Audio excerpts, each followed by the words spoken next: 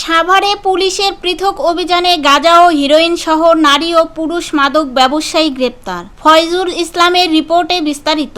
১৩ June Savar model থানা পুলিশের পৃথক দুটি মাদক বিরোধী অভিযানে গাঁজা ও হিরোইন সহ ২ মাদক ব্যবসায়ী, একজন নারী ও একজন পুরুষকে গ্রেপ্তার করা হয়েছে।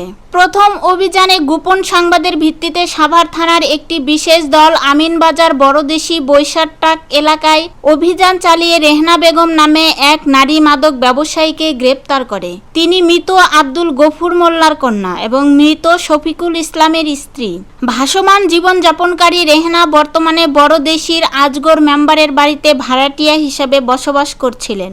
অভিযানের সময় তার কাছ থেকে ৫ কেজি ২০০ গ্রাম গাঁজা উদ্ধার করা হয়। এ ঘটনায় তার বিরুদ্ধে সাভার থানায় মাদকদ্রব্য নিয়ন্ত্রণ আইনে মামলা দায়ের করা হয়েছে।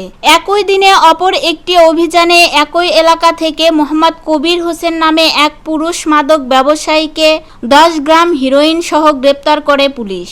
তিনি মৃত মাহতাব উদ্দিনের পুত্র এবং সাভারের বড়দেশি পশ্চিমপাড়ার স্থানীয় বাসিন্দা। উভয় অভিযানে গ্রেপ্তারকৃতদের বিরুদ্ধে মাদকদ্রব্য নিয়ন্ত্রণ আইনে আলাদা আলাদা মামলা দায়ের করা হয়। সাভার থানা পুলিশের পক্ষ থেকে জানানো হয়েছে, মাদকের বিরুদ্ধে জিরো টলারেন্স নীতির অংশ হিসেবে এ ধরনের অভিযান নিয়মিতভাবে পরিচালিত হবে।